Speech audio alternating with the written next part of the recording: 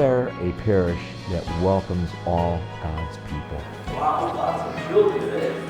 Coming to St. John the 23rd was very exciting because here is a wonderful parish community in Southwest Florida that's growing quite rapidly. It's a community that welcomes people. I think Father Bob does a great job along with the other two priests, making everyone feel welcome, making them feel important, that what they say matters, and it has just overflowed into the parishioners, and that spirit has caught on with them.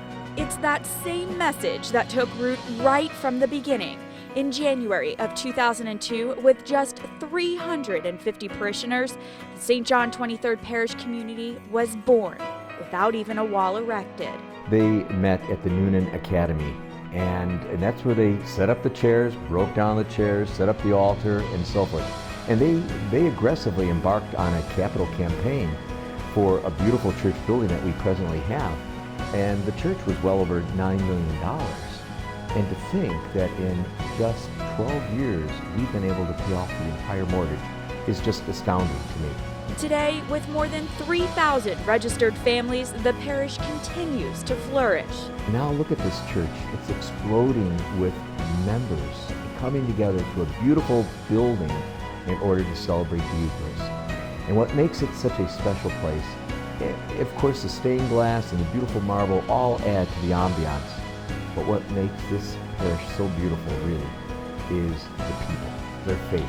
That's the stained glass. It's the people. The walls come down, let the work begin. The thing that makes St. John the 23rd so unique is the diversity of all the families, the age levels, the generations, the different generations, and most of all, the young families. We have so many young families. When I first started, it seemed like you'd see a few families, but over the years, it's just so heartwarming to see all the families that come in and bring their small children and have that desire to raise their children in the faith. As we look ahead, the need is so present.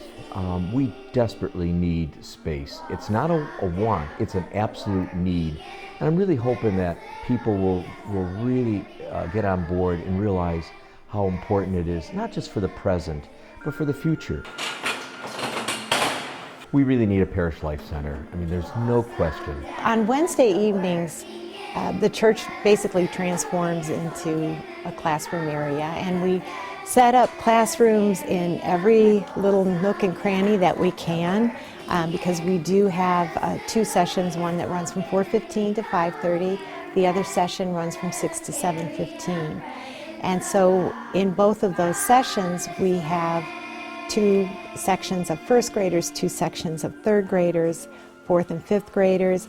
And so we have to find areas where we can set up the classroom, have adequate lighting, so we have to bring in a lot of extra lighting. We also need to make sure that they're far enough from each other so that the noise factor doesn't become an issue. It's, again, bringing out carts with all the books and the supplies, and making sure that all the children are accounted for. We've had to be really creative with the space that we have, and we're making it work, but it would be wonderful to see the vision of the legacy of our new building. Our new building that we're proposing and are going to eventually attain will be a beautiful social hall that will accommodate at least 260 people at round table. It will have 6 classrooms that will enable us to teach our children about the faith, but also to enable us to teach adults about faith formation, because we're never done learning about our faith. And that's a constant, it's a daily experience that we're all called to continue to embrace and learn more about our Catholic faith. As we continue the walk, you'll see the catered kitchen that will enable us to have events. Then you come out and you see that there's a stage, an indoor and an outdoor stage in a beautiful courtyard where we can have concerts, gatherings, especially when the weather's really nice. And as you go down the corridor, you'll see where Chris's office is presently located. That will be renovated and made into a nursery for our children. Our main concern, of course, in this parish always is not only teaching the children their faith, but protecting our children.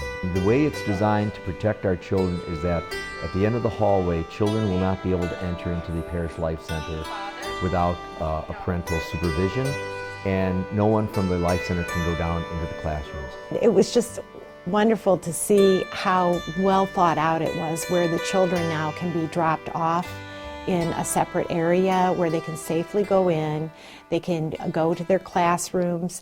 I want you to pray that we are able to do this soon, because I want you to have a nice place to learn about God.